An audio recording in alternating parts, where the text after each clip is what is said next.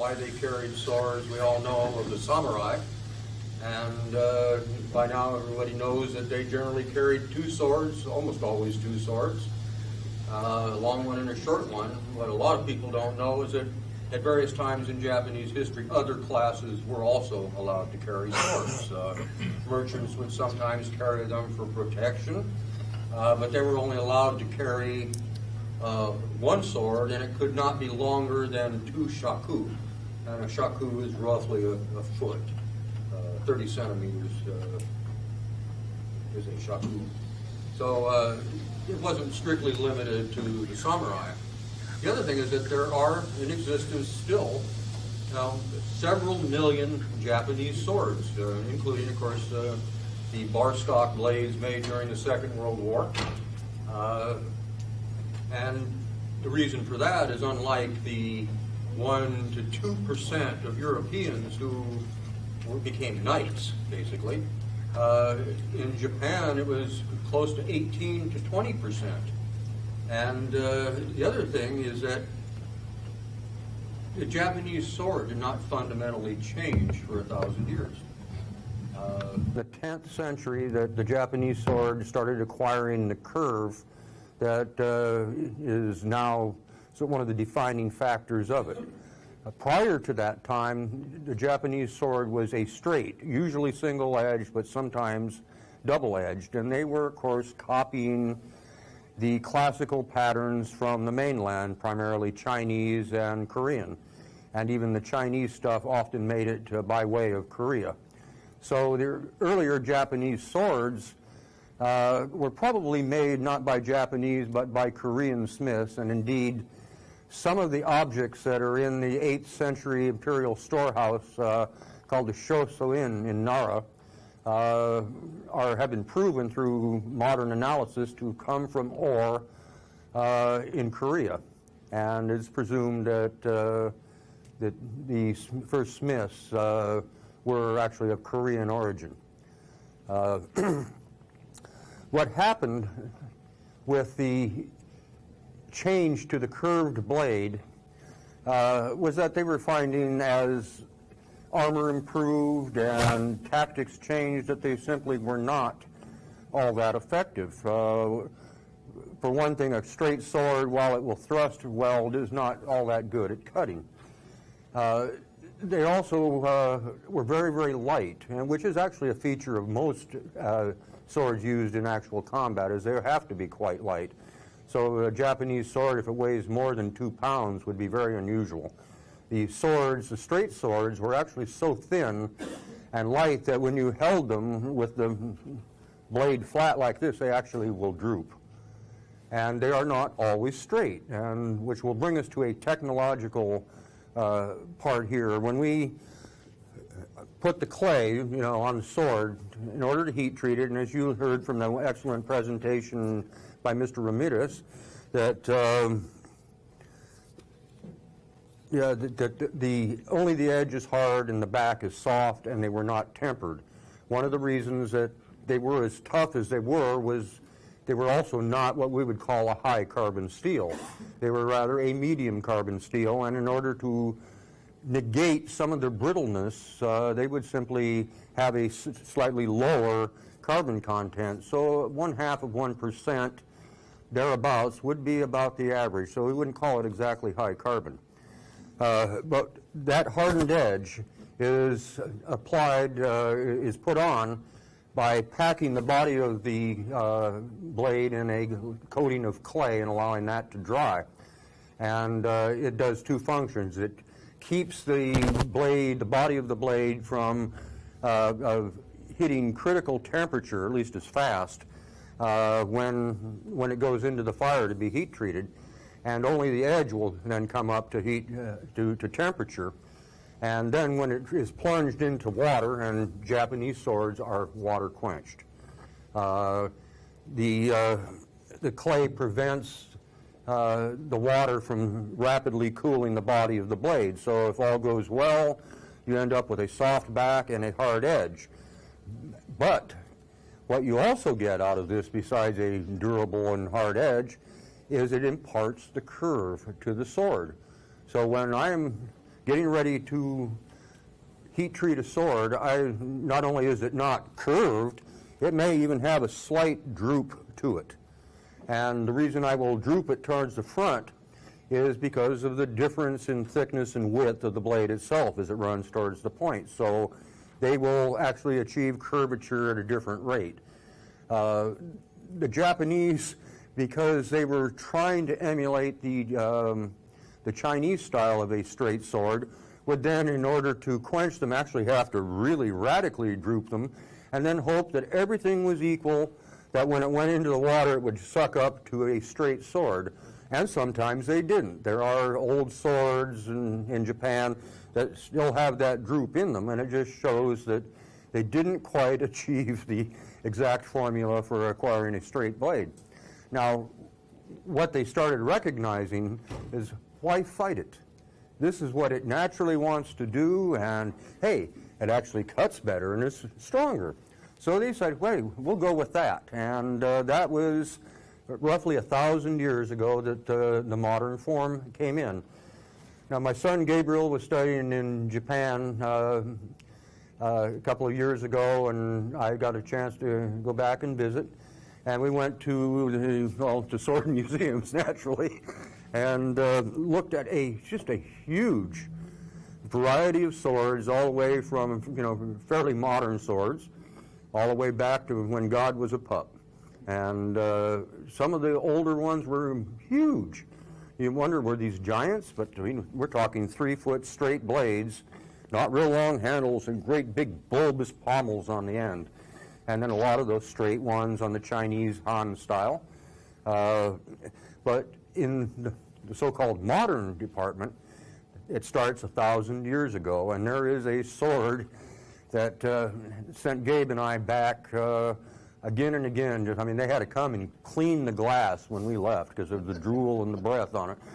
But it's a famous sword, what they call a meito, a sword with a name and a reputation, and it was called dojigiri. And giri means cut, giri. Doji refers to the kati, who was a bandit, but he was a little more than just a bandit. He also practiced some esoteric form of Buddhism, and he was said to have supernatural powers and could apparently disappear, and a local warlord engaged him and subjugated him, conquered him, and that's how the sword got its name. But it was made in the 10th century, and yet it is a curved sword, and has very, very little difference from the swords being forged by contemporary smiths right now. It is a thoroughly modern sword, and nobody would want to get hit with it. So the basic form that we all come to recognize, has been around for quite a while. Now, the fundamental things that we say make a Japanese sword, 3 items. We know that the metal was folded. We know that the edge is hard, and that it has a habaki, which is this little collar on the blade. Habaki means a wrapped edge, and a couple of functions. It helps distribute stress into the guard and then through the handle, so it's a shear point at the handle, so it helps strengthen it. It also gives it a secure fit in the saya to where easily a thumb can pop it loose, but you can invert it and give it a shake and it won't fall out. Right? Those 3 factors that definitely Japanese arrived in Japan in toto from China. They had already, developed the folding and the hardened edge and the habaki.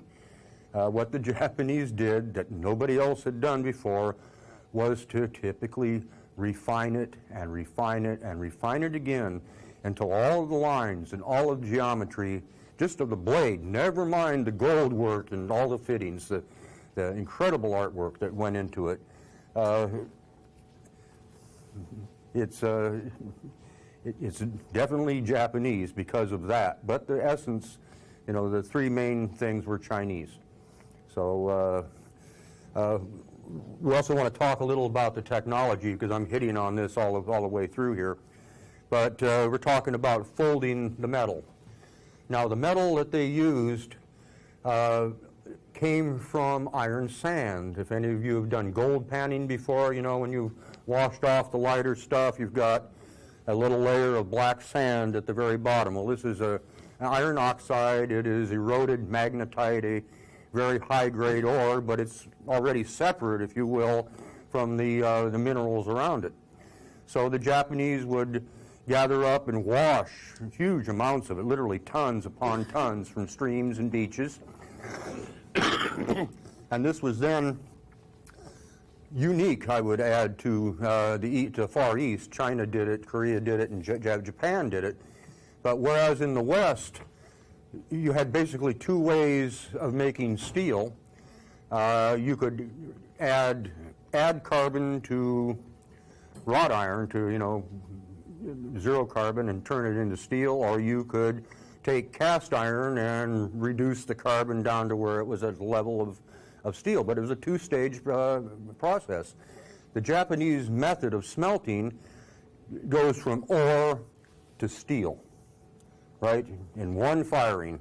What the process is done in a large trough-like furnace called a tatara, and it has a series of tubes that run into it from a manifold and a blower to provide the air to bring it up, and then it's top-loaded with a layer of charcoal, and then they'll shovel in a layer of iron sand, and then a layer of charcoal and a layer of iron sand, and this will go on for about a 3-day period, 24 hours a day around the clock. And at the end of it all, they have a huge, what they call a bloom, a mass of spongy, irregular-looking metal. And, you know, at first you'd say mineral, not metal, you know. And this would then be broken up into smaller chunks. The chunks would then be heated up and hammered out into an 1/8 of an inch, 1/4 of an inch thickness, and then they heat that up to critical temperature, meaning past about 1475, 1500 degrees, and quench it in water. And then they would take that and put it on the anvil and break it up into little chunks. And the reason for that is that when you fracture it, and it was hot when you quenched it, you have a crystalline structure that's now visible.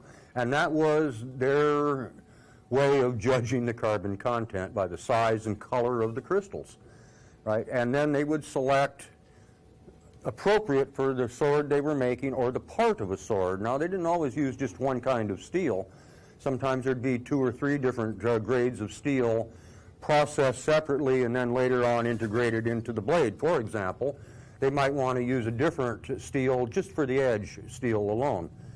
And most Japanese blades are not, as I say, made from a single piece, but we've heard, you know, some of them have an iron core to keep them from breaking, and then everybody talks about sanmai, the three layers. I mean, that's become part of every American knife maker's lexicon.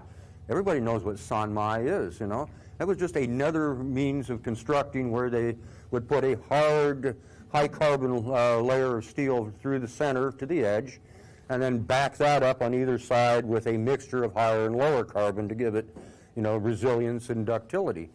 The way I make a traditional sword is actually called hon sanmai. It's actually a 4-piece, you know, and that is done by, well, my process is it has an iron core, and for that I usually use antique wrought iron. It's very pure and, you know, and somewhat available if you scrounge it. And then I will have a separate piece of high carbon steel, all folded and ready to go, and I will weld that to one side lengthwise of the bar of iron, right? And that will become my edge steel. And then on either side, I will slap a mixture of the two on the side, and now I have 4 pieces. And, you know, and indeed you can go for 5 pieces, put one along the back that's also high carbon, but, you know, I rarely do that. So it's just not one piece of steel. And as for the folding that everybody hears about, well, we're not really trying to laminate anything here. You know, if any lamination is done, it's actually done in the structure, the way the various billets are put together. And I guess in that sense they could be called laminates. But the folding was done not to get pretty patterns, although those were early recognized.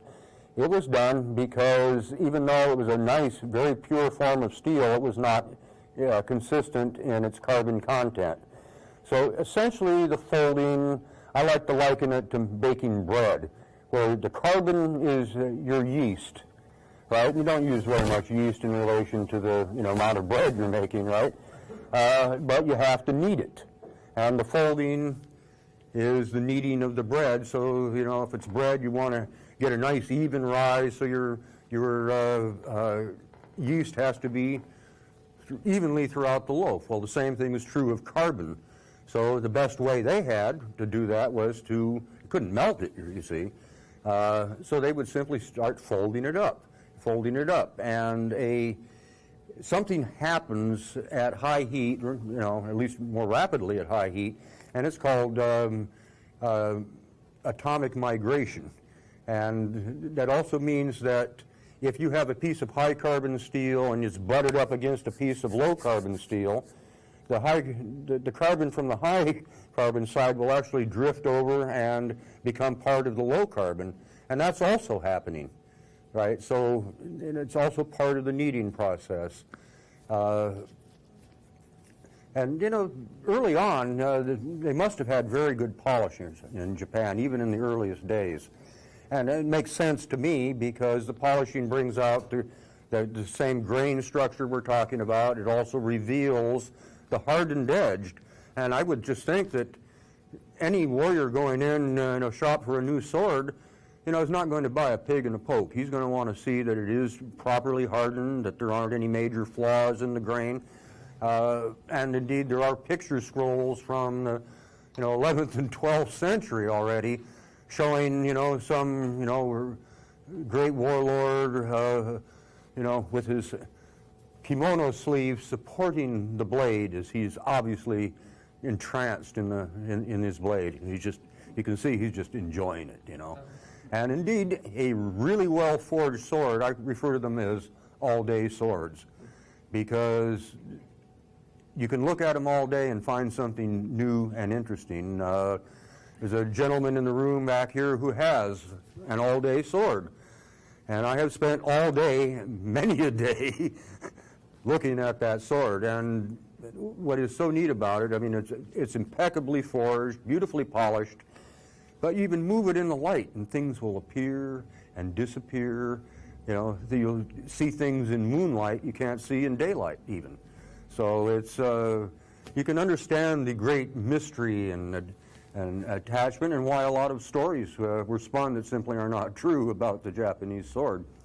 I understand there was a presentation early dispelling some of these myths, like the myth of the ninja and cutting through machine gun barrels.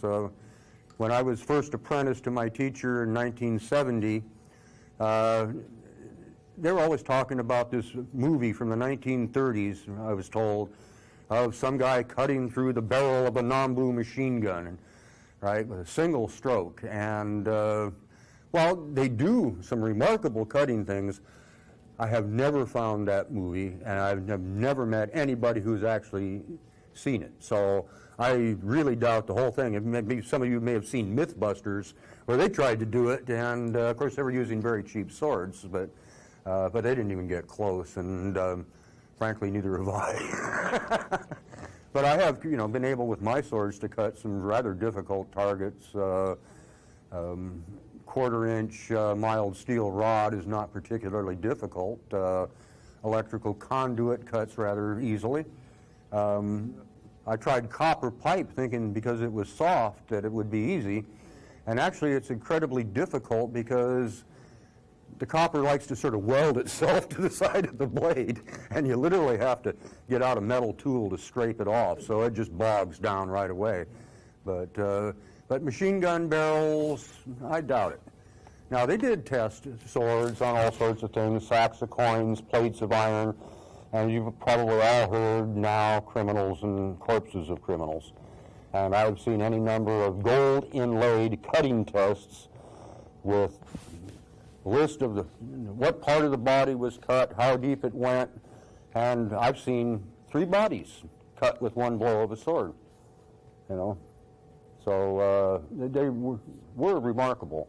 Now, what he was saying about the edges not being, like I said, they're not tempered, right? So the edges are relatively brittle. But the steel itself is actually purer than any modern tool steel being made today. It is basically simply iron and carbon. So, and the color is different from all modern steels. And what is the big difference between modern steel and old Japanese steel? Basically, other than the cleanliness itself of the metal, it is manganese. All modern steel has manganese in it. And while it has useful properties, especially for, deep heat treating, and indeed the Sheffield steel that was so famous was excellent. It didn't come from England, it came from Sweden. But their ore was naturally manganiferous. Didn't know this at the time when they were working it, because manganese was not well known as an element. But it makes the steel much brighter, and a sword forged from that material just has a brightness to them that that the old Japanese swords simply didn't have. Now, late in Japanese history, just before the Meiji Restoration in 1868, the Japanese did import some European steel with manganese in it, and it didn't prove very popular. They actually had a word that meant flashy make. I forget the word right now. And by flashy, they didn't really mean just because it was like gaudy, like some gangster rapper with too much bling bling. This was simply its reflective qualities, and it makes sense. Now, what's the German word for manganese? Spiegeleisen, mirror iron. And it's much brighter, and you can, after a while, tell very easily whether it's modern steel or antique steel, because the antique metal has this soft blue-gray color to it. It's velvety rather than looking like a piece of, aluminum foil. So, what else? Technologically, well, unless somebody, while we're on that subject, if anybody has any questions about the technology, maybe I can answer them now. Yes, Jeff? I have heard that the habaki was partly used to change the nodal effect on the sword. There's the vibrational effects. Have you ever heard that or encountered that? I've heard it said. Frankly, I can't tell the difference when using it myself, I think, one reason might be aesthetic, is that it hides the seam. American sabers have a little piece of felt or leather there to keep it from slamming, when it goes in the scabbard. So it gives a nice transition, aesthetically from the guard to the blade itself. But, security in a scabbard is very important, too. You bend over, it falls out, man, you're going to, So, and then the other one, I think, is shock resistance, help distribute some of the force of a blow over a broader area. And one other function that it also has is that you can make slight alterations in blade length. If you look at the usual habaki, there is a notch right here. Right, and that can be cut deeper, or it can be almost non-existent, and so you can actually get as much as a ½ an inch or better of variation then in your length. You also have these little copper washers here called seppa, one on either side of the guard, and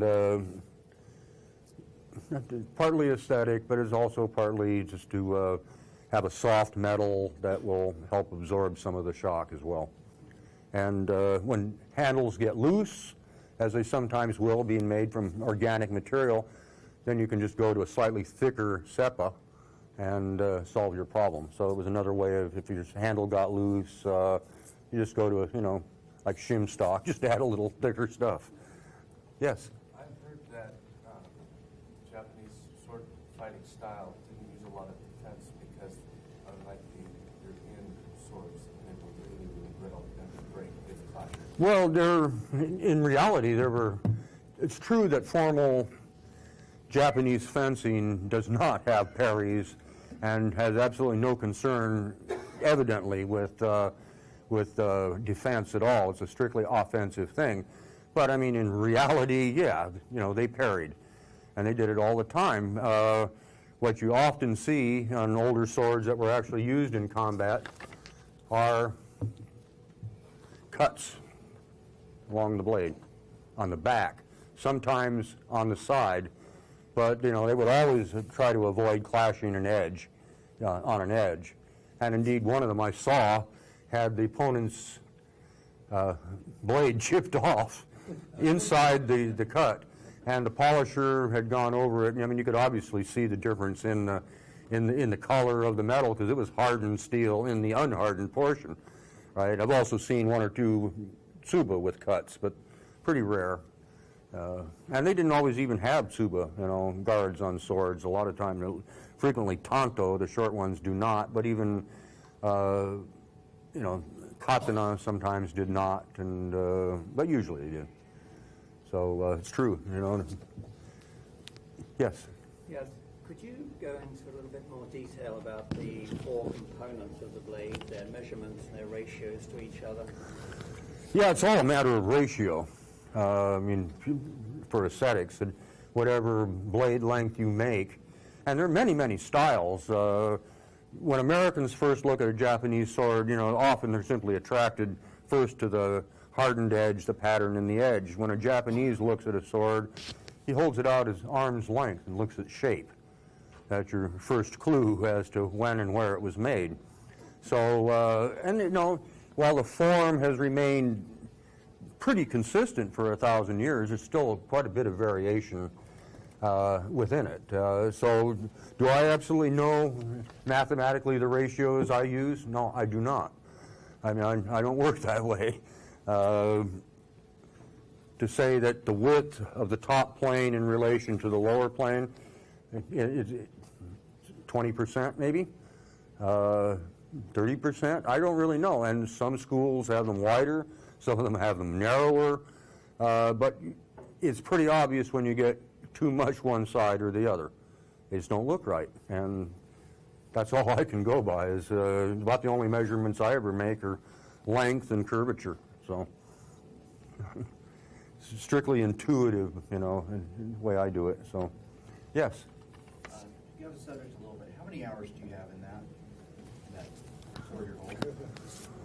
Well, I didn't keep track, actually, because it had gotten scary.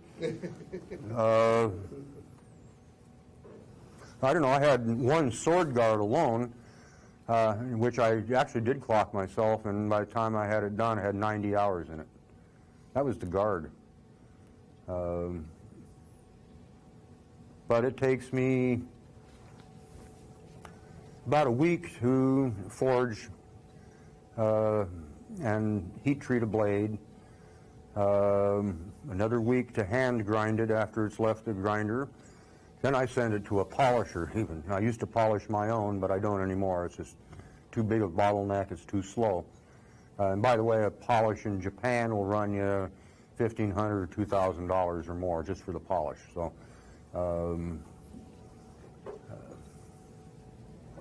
yes?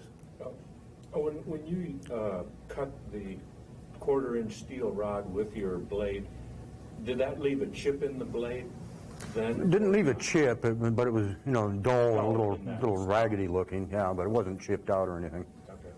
And the manganese, besides adding shininess to the steel, what did it do that made it famous in Sheffield? Is it just because it was shiny, or did it? No, because it actually, for Western style, is a superior piece of steel. For cutlery especially, and everybody, Sheffield cast steel, even to this day, is, highly valued and respected. But when they first started making it in the 17th century, they had no notion of that there was manganese in it. But they did know that, the Crown of Sweden owned all the really good iron mines, and some were better than others. So when they bought steel, they would, buy it from Sweden. Actually, it was called Norway iron at the time, but they was found that it was superior. The English actually imported some iron and steel to Japan, and it was rejected right off by the Japanese. So not up to what they could do. And by the way, they used the same iron sand when they were making guns. In 1543, the Portuguese introduced the old matchlock. And the Japanese never really took to the gun in the same way that other cultures did, but they certainly recognized them, and they were used quite a bit in the latter half of the 16th century during the Warring States period, Sengoku. And then after that, it was 2.5 centuries of peace, and they just totally forgot about them until Commodore Perry sailed in with much more modern weapons. They looked at their 16th century blunderbusses and really realized that they were behind the 8-ball on that one. But what they found out is that they could rebore and rechamber these old guns made from the same iron swords were made from, and they couldn't burst them. They were absolutely very, very strong barrels. So, yes. Good book on that is Giving Up the Gun. Yeah, I've seen it. Mm-hmm. Yeah. Yes. How much taper is in that blade from the habaki to the tip? It's hard to see from here, but does it taper down to the Yes. tip, or is it more or less straight? No, it's definitely tapered. Okay. Now, there's some interesting visual problems in the Japanese sword because, quite frankly, there's 1,000 people in America or more who know all the technology, right? They can forge well, they can do a hamon, no problem. But where the real difficulty gets is getting the right taper, getting the right proportions, everything in proper ratio. Very difficult.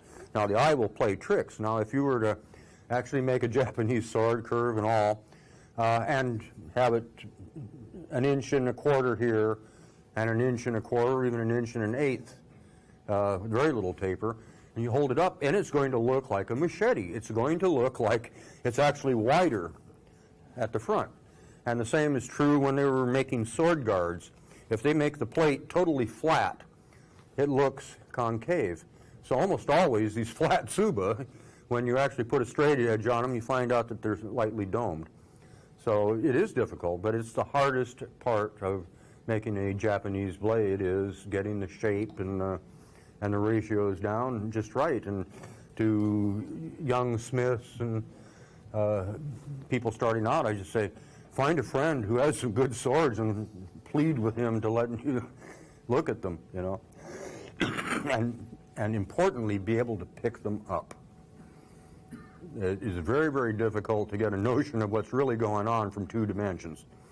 We've seen the Viking swords, and I, run across, attempts at Viking swords here and there at shows, and you go to pick them up, and, my splitting maul is lighter. When I was in London in 1974, I was allowed to go into the storerooms, and I was able to handle, I was in heaven, I tell you. Not only just the Japanese blades, but Viking and migration period blades, and you could have just taken one easily on your little finger and just done this all day. A pound maybe. So they were not heavy at all. Yes, Manny. Kind of going on top of that and what was said earlier about ratios and measuring exactly, you're kind of saying that's sort of an intuitive process. While you're working the blade, do you get a feeling like it kind of has its own direction it wants to go and you're just kind of following along? You totally decide how everything goes, or is it kind of a... Well, when I first started out, I've always referred to it as chasing my tail, because I would, start off with some perhaps vague idea of what I want to make, but I'd screw it up here and I'd screw it up there, and it'd get smaller, and I've reduced expectations all the way. So at the end of it, what I ended up with had absolutely no bearing on what I started out to do in the first place. but, you know, with experience and practice and so on, now when I set out to make something, I pretty much get, you know, what I want. So I don't chase my tail quite as much as I used to, but yes. It might be interesting for you to relate that story about the mathematician that showed up with the diagram. Yeah, a fellow came by, wanted to commission me to make a sword, and he was an engineering mathematical type, in other words, the exact opposite of me.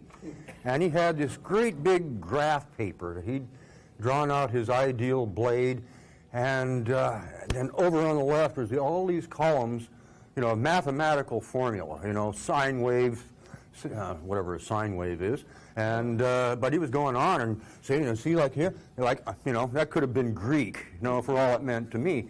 But I'm looking at that and wait here, and I ran down to the smithy, and I grabbed the sword that I had been working on, and I came up and I put it down on the graph paper, and it was perfect. There it was. A little too long, but that was easily corrected, right? But there it was, you know. He did it by mathematical formula, and I did it by whatever method I use, and I'm not sure what that is to this day. So, but yeah, I mean, those with a mathematical mind, I'm sure will find a way to, you know, solve the problem. But hey, all roads lead to Rome, right? So, Now, did the math professor say anything when you laid it down? Did he say, that's my blade? Did he buy oh, it? he did buy it. Yeah, he did buy it. Yeah, it was just what he wanted, you know. So, yeah, that worked good. And I've already had it made. That was even better, you know. And I'm no buyer at the time, so. One of the other things that, you know, we've talked a lot about the technology, and one of the things that my teacher told me, he said there are 3 things you have to know to be a sword craftsman. He said you had to know the history of the sword, you had to know how to use the sword, and the third one is you had to study Buddhism. And I don't think that he was necessarily trying to say that you have to be a Buddhist, but what he was saying is that there has to be a moral framework around weapons, you know, that they are not used for evil purposes. You know, someone once said that, you know, the sword is not for killing people, it is for killing evil. And forever that's worth. But, Well, have you ever refused to sell a piece? You know, just gotten a bad feeling from somebody and said, no, I'm sorry, I can't sell you? yeah, actually I have, yeah. Yeah, I mean, I didn't tell them I can't sell them, I just make up an excuse, you know. But, no, there's some people upon meeting or talking with them, I had distinctly bad feelings. And indeed, I did sell a sword to a doctor, no less, in Boston. And he was very, very happy with the sword. And then J.D. Smith, who has come to our show, tells me the whole story, calls me up. And he says, this guy's in prison. I says, well, yeah, wow, what happened? He says, oh, he killed somebody. And my thing is, God, I hope he didn't use my sword. And he says, no, I shot him. I said, oh, thank God.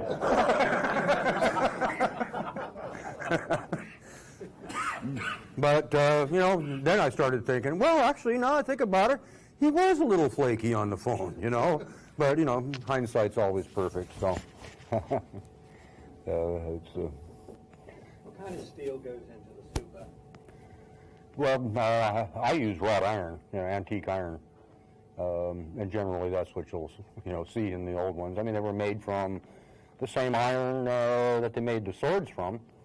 But then again, their tea kettles and everything else was also. I mean, there's smiths in the 1930s when there was, and even after the war when they were first getting up and going, that there was no smelter going in Japan to make the traditional steel. And as an interesting aside, the definition of a Japanese sword for the Japanese isn't the shape or even where it was made, it's the steel it's made out of. In Japan, the gunto, the army swords that were made from, in some cases, modern Japanese-made tool steel. In other cases, it was actually recycled old European railroad rails. that actually had, good carbon content and even some grain because they were a shear steel type.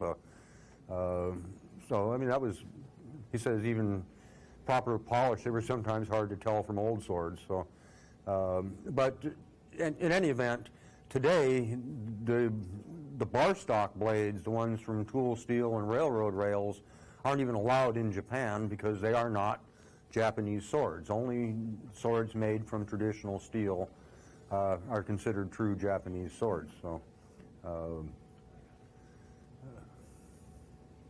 And how do you get it? Oh, how do you get it, I suppose? well, if I had a lot of money, I suppose I could buy it from Japan. But as it turns out, the rivers and beaches of Oregon are very, very rich in iron. Very, very rich indeed. So the only bottleneck for me setting up a fairly large and productive Tatara smelter is for all the timber around here, I can't find charcoal, and I just I've tried making it, and it's no fun. So when I can find a source, I mean literally several tons of charcoal, then I'm going to do a big smelt and try and get a couple 100 pounds or so of traditional tamahagane. When I work traditionally, otherwise, there is a type of iron called electrolytic sponge iron, which is actually a byproduct from the anode, I believe, of an electric hearth furnace.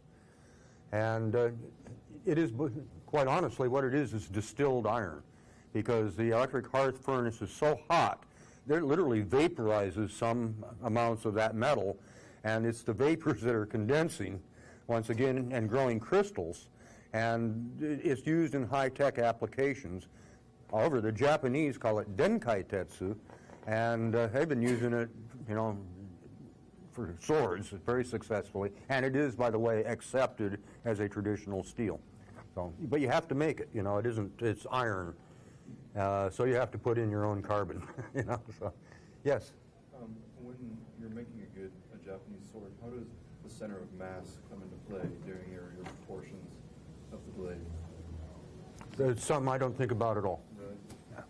What's like when you pick up two different swords of yours, and it could be completely different as far as that aspect? Well, yeah, they can be. I mean, this is actually not typical. I mean, there are many parts that are typical of my work that's in this sword, but it's probably a half a pound heavier than I usually make them. So yeah, there'll be a lot of individual variations from sword to sword, but anybody familiar with my work would probably be able to pick up a blade and know it was by me. Never mind what the signature said. That stylistically things, even they make different curve, different point. There are certain elements that will always come through. So, Where do you try and put the center of balance on your swords? well, there are two things. One is center of percussion, and the other one is center of balance. The center of balance is almost always in the same relative portion, of the blade. Mine almost always balanced just like this. Okay. And indeed, I use this technique also as a way of making sure there are no twists in the blade. I mean, you can see them, by looking down, of course, but I will often take a blade that I've, just in the process of grinding and actually set it on the horn of the anvil, and if it flops to one side of the back or the other, I know that it's not quite balanced yet, and then I will work on that either by straightening or by grinding until literally it's riding on the little V peak, just looks like it's floating there. But it should be perfectly straight up and down. So, I think someone else, yes? Besides making blades, do you also train in the use of blades? I did. That's sort of how I got into it, late 1960s in San Francisco. And then I was introduced to my teacher, and it became evident to me I could do one or the other, but I wouldn't master both. I do know how to use a sword, but, because, basically have to in order to make it, but I would by no stretch of the imagination call myself a swordsman, So, but it doesn't mean I wouldn't like to. Yeah, we were talking, a little bit about my teacher speaking of Buddhism.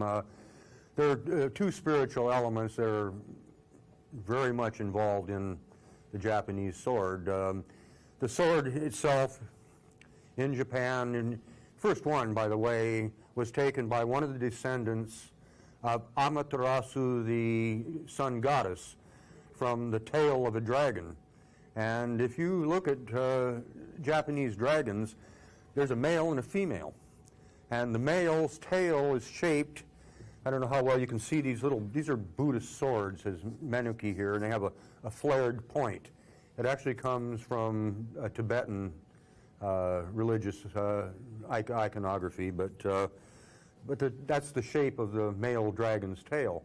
And the first Japanese sword legend was that tsurugi, it was called, and it came, from the tail of the dragon that this descendant of the sun goddess had slain. And the imperial regalia, the kokuho of the imperial household of Japan, consists of three things: a comma-shaped bead, jade bead, a bronze mirror, and a sword. And why these three things? Well, all three possessed rarity and purity, and these were considered the two precious elements, if you will, for something like that. So, even from their creation myths on, the sword has always had a special place in Japanese history. They are considered perfectly suitable for dedication to shrines and temples. Of course, a temple is a Buddhist temple. The shrine is a Shinto shrine, the native and ancient religion of Japan, which has just marvelously coexists with Buddhism. They never seem to have had much strife between them, and indeed, you go to a Buddhist temple and there's going to be a Shinto shrine, maybe, right in the compound or off to one side, and vice versa even. So it was actually only in relatively modern history that the Japanese government tried to separate the two, and now it's coming back. So I think my time is up. You've been great to talk with, and I'll be happy to answer any of your questions later on at my table.